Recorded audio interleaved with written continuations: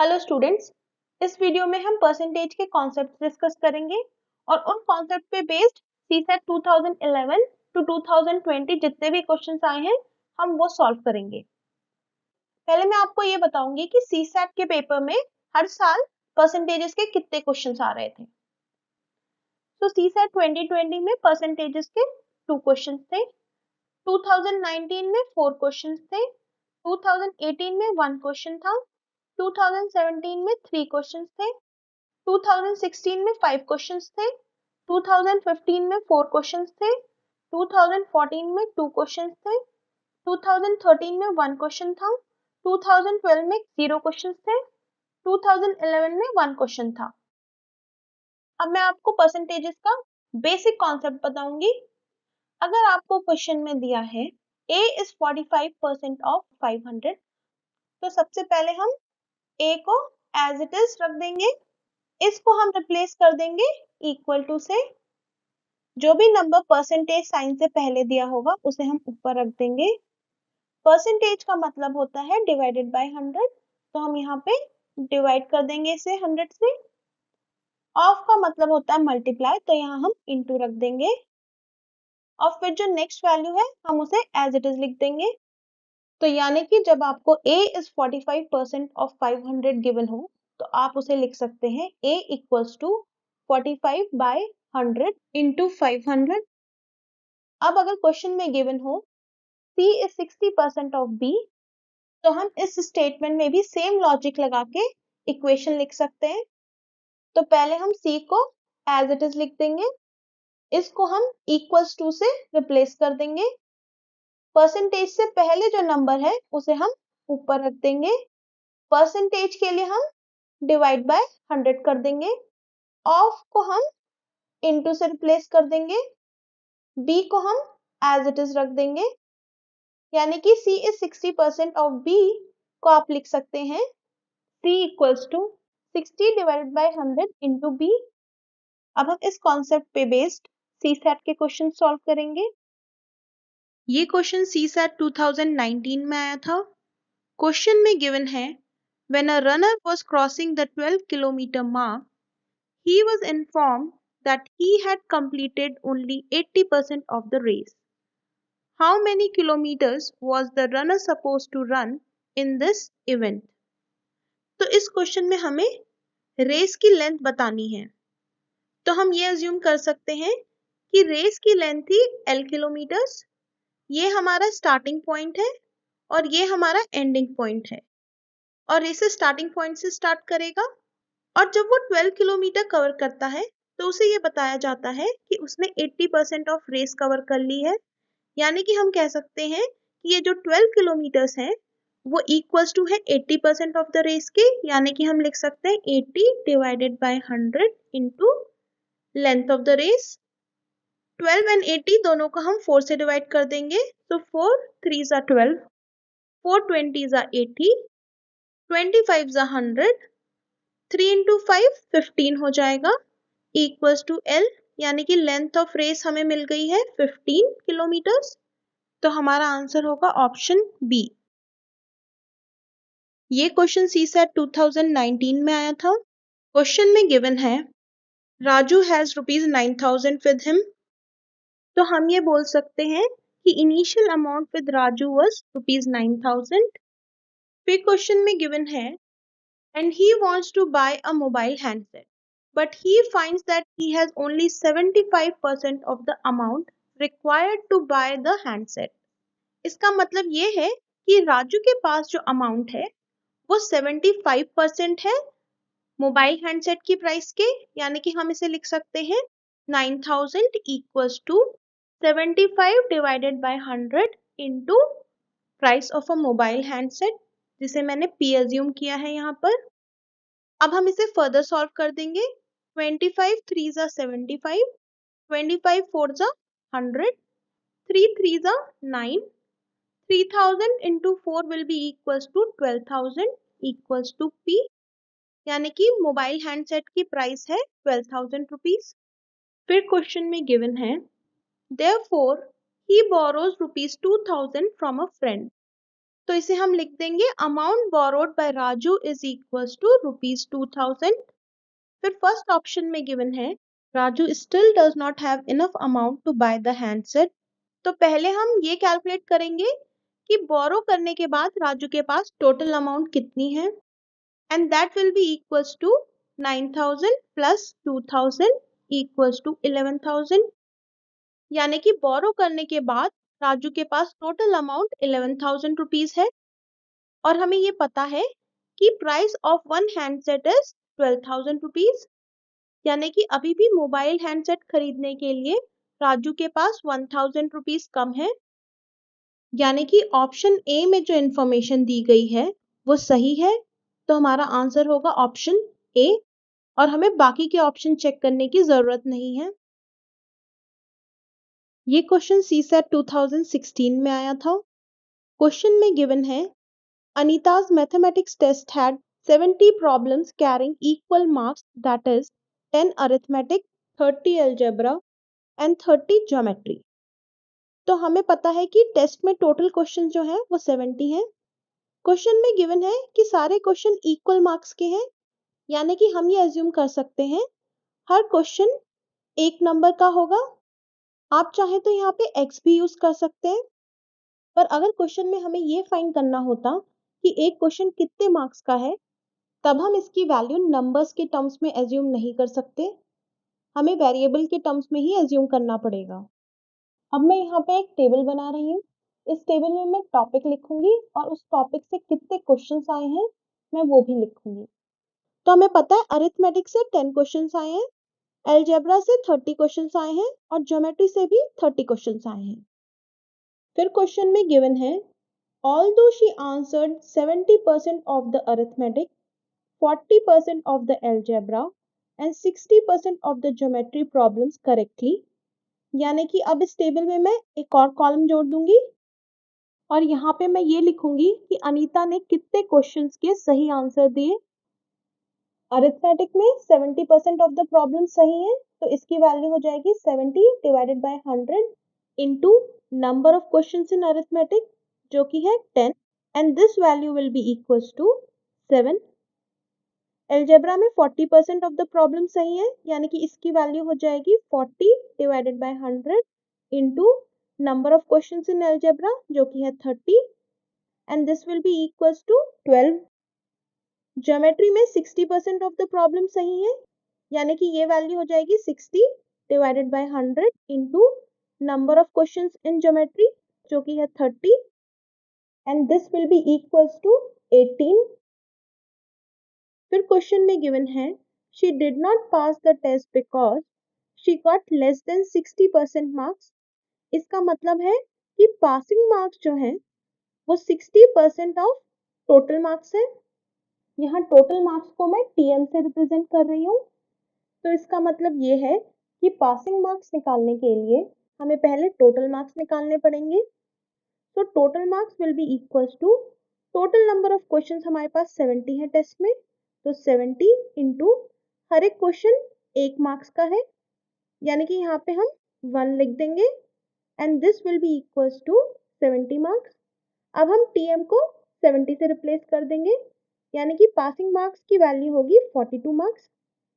Question में पूछा है the number of more questions she would have to answer correctly to earn 60% passing marks is. तो हमें ये बताना है कि वो कितनी और प्रॉब्लम्स के सही आंसर दे जिससे कि वो पास हो जाए। तो उसके लिए पहले हम अनीता का स्कोर निकालेंगे। अनीता का स्कोर कैलकुलेट करने के लिए पहले हम ये देखेंगे कि अनीता ने कितने क्वेश्चन सही किए हैं। हमें पता है कि अनीता ने टॉपिक वाइज 7, 12 एंड 18 क्वेश्चन सही किए हैं, यानी कि ओवरऑल उसने 7 plus 12 plus 18 which is equals to 37 question सही किए हैं। अब हम अनीता का स्कोर कैलकुलेट कर देंगे। हमें पता है अनीता ने 37 क्वेश्चन सही किए हैं और हर एक क्वेश्चन 1 मार्क का है, यानी कि अनीता का स्कोर होगा 37 into 1 which is equals to 37 marks. हमें ये भी पता है कि पासिंग मार्क्स 42 हैं और अनीता का स्कोर 37 है, यानी कि अब हम ये कैलकुलेट कर सकते हैं कि अनीता को पास होने के लिए कितने और नंबर चाहिए, और वो हम कैलकुलेट करेंगे 42 माइनस 37 से, और इसकी वैल्यू आ जाएगी 5 मार्क्स। तो हमें ये पता लग गया है कि अनीता को इस टेस्ट में पास होने के लिए 5 और मार्क्स चाहिए होंगे। क्योंकि हर क्वेश्चन 1 मार्क का है, तो हम कह सकते हैं कि अनीता को टेस्ट पास करने के लिए 5 और क्वेश्चन सही करने होंगे, यानी कि हमारा आंसर होगा ऑप्शन बी। ये क्वेश्चन सीसैट 2015 में आया था। क्वेश्चन में गिवन है, in a test a candidate attempted only 8 questions and secured 50% marks in each of the questions. Question में ये भी गिवन है that all questions in the test carried equal marks. तो हम लिख देंगे candidate attempted 8 questions. हम ये अज्यूम कर लेंगे कि हर एक क्वेश्चन 1 मार्क का है।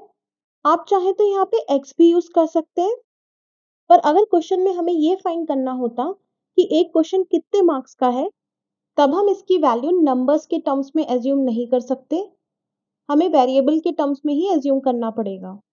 कैंडिडेट को हर अटेम्प्टेड क्वेश्चन में सिर्फ 50% मार्क्स ही मिलते हैं, और हमें ये पता है कि हर एक क्वेश्चन 1 मार्क का है, तो कैंडिडेट को हर क्वेश्चन के लिए 50 डिवाइडेड बाय 100 इंटू 1 मार्क मिलेगा, यानी कि कैंडिडेट को हर अटेम्प्टेड क्वेश्चन के लिए हाफ मार्क्स मिलेगा। अब हम कैंडिडेट का टोटल स्कोर कैलकुलेट कर देंगे। हमें पता है कैंडिडेट ने 8 क्वेश्चंस अटेम्प्ट किए हैं, यानी कि 8, और हमें ये भी पता है कैंडिडेट को हर अटेम्प्टेड क्वेश्चन में हाफ मार्क्स मिलते हैं, तो हम 8 को मल्टीप्लाई कर देंगे हाफ से, which will be equals to 4 marks. अब ये सेम चीज करने के लिए मैं आपको एक और मेथड बताऊंगी। पहले मेथड में हमने ये निकाला कि कैंडिडेट को हर अटेम्प्टेड क्वेश्चन में कितने नंबर मिल रहे हैं, और उसे हमने मल्टीप्लाई कर दिया कैंडिडेट के नंबर ऑफ अटेम्प्टेड क्वेश्चन से। अब मैं आपको सेकेंड मेथड एक्सप्लेन करूंगी। क्योंकि कैंडिडेट ने टोटल 8 क्वेश्चन अटेम्प्ट किए हैं, तो हम पहले total marks for 8 question calculate कर देंगे, और उसकी वैल्यू होगी 8 into 1 which is equals to 8 marks. और क्योंकि उसे हर अटेम्प्टेड क्वेश्चन के लिए 50% मार्क्स मिले हैं, तो हम ये कह सकते हैं उसे ओवरऑल 8 क्वेश्चन अटेम्प्ट करने के लिए जो मार्क्स थे उनका भी 50% ही मिला है, यानी कि कैंडिडेट का स्कोर हो जाएगा 50 divided by 100 into 8 which will be also equals to 4। तो आप इन दोनों में से कोई भी मेथड यूज कर सकते हैं। फिर क्वेश्चन में गिवन है, if you obtain a total of 40% in the test, तो इसे यूज करके हम बोल सकते हैं candidates total score will be equals to 40 divided by 100 into total marks of the test. यहाँ मैं टेस्ट के टोटल मार्क्स को टीएम से रिप्रेजेंट कर रही हूँ, क्योंकि इन दोनों इक्वेशंस की लेफ्ट साइड सेम है, यानी कि हम इनकी राइट साइड को भी इक्वेट कर सकते हैं। तो ये इक्वेशन हो जाएगी 40 divided by 100 into TM will be equals to 4, 4 tens are 40, 0 से 0 कैंसिल हो जाएगा, एंड टोटल मार्क्स की वैल्यू आ जाएगी 10। तो हमें ये पता लग गया है कि टेस्ट टोटल 10 मार्क्स का है, और हमें ये निकालना है how many questions were there in the test. तो हमें पता है कि total marks of the test will be equals to total number of questions in the test multiplied by marks of one question, और हमें पता है हर क्वेश्चन 1 मार्क का है, तो हम यहाँ पे 1 लिख देंगे। टोटल टेस्ट 10 मार्क्स का है, तो इसे हम इक्वेशन में रख देंगे, यानी कि 10 is equals to total number of questions in the test. तो हमारा आंसर होगा ऑप्शन बी। ये क्वेश्चन सीसैट 2014 में आया था। क्वेश्चन में गिवन है, A and B decide to travel from place X to place Y by bus. A has rupees 10 with him and he finds that it is 80% of the bus fare for 2 persons. तो हम ये assume कर सकते हैं कि bus fare of 1 person will be equals to rupees Y. तो bus fare for 2 persons हो जाएगा 2Y. हमें क्वेश्चन में ये भी पता है कि A initially has ₹10 with him और ये 10 रुपीज 80% है 2 लोगों के बस फेयर के, तो हम ये लिख सकते हैं 10 equals to 80 divided by 100 into bus fare for 2 persons जिसकी वैल्यू है 2y, तो यहाँ पे हम 2y रख देंगे। 80 और 100 को हम 4 से डिवाइड कर देंगे, 420 ज़ा 80, 425 ज़ा 100, 0 से 0 कैंसिल हो जाएगा। अब हम इसे क्रॉस मल्टीप्लाई कर देंगे, so 25 divided by 4 will be equals to y, यानी कि एक पर्सन के बस का फेयर होगा 25/4 रुपीज। तो अब हम 2 पर्सन्स के बस का फेयर कैलकुलेट कर सकते हैं, 2 इंटू 25/4, 2 2 ज़ा 4, तो इसकी वैल्यू हो जाएगी 25/2 विच इज इक्वल्स टू 12.5। फिर क्वेश्चन में गिवन है B finds that he has ₹3 with him and hands it over to A। अब A के पास टोटल अमाउंट हो जाएगी 10 रुपीज जो उसके पास पहले से था प्लस 3 रुपीज जो उसे B ने दिया था विच इज इक्वल्स टू 13।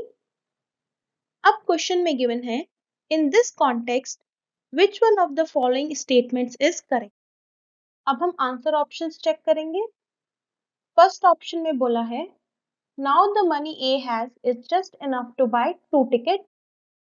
इसका मतलब ये है कि A के पास सिर्फ उतने रुपए हैं जितने में वो 2 टिकट्स बाय कर सकता है। 2 पर्सन्स के बस का फेयर है 12.5 रुपीज एंड A के पास टोटल मनी है 13 रुपीज, यानी कि A के पास बस फेयर से ज्यादा पैसे हैं। इसका मतलब स्टेटमेंट A इनकरेक्ट है। अब हम नेक्स्ट स्टेटमेंट चेक करेंगे, A still needs ₹2 for buying the tickets। ये स्टेटमेंट भी रॉन्ग है क्योंकि हमें पता है A के पास 2 टिकट के लिए जितने पैसे चाहिए उससे ज्यादा अमाउंट है। अब हम ऑप्शन सी चेक करेंगे। After buying the 2 tickets A will be left with 50 पैसे। तो अगर आप देखें A के पास 13 रुपीज हैं और टोटल बस फेयर है 12.5 रुपीज, तो टिकट खरीदने के बाद उसके पास बचेंगे 13 माइनस 12.5 इक्वल्स टू 0.5 रुपीज। क्योंकि स्टेटमेंट में वैल्यू पैसे में गिवन है तो हम इसे रुपीज से पैसे में कन्वर्ट करके कंपेयर करेंगे, तो हम इसे मल्टीप्लाई बाय 100 कर देंगे तो हमारी वैल्यू आ जाएगी 50 पैसे, यानी कि ये स्टेटमेंट करेक्ट है, तो हमारा आंसर होगा option C. Thank you all for watching. अगर आपको हमारी वीडियो पसंद आई तो प्लीज इसे लाइक करें, अपने फ्रेंड्स के साथ शेयर करें और साथ ही साथ इस चैनल को सब्सक्राइब करें और बेल आइकन भी दबाएं जिससे कि आप हमारे चैनल का कोई भी अपडेट मिस ना करें।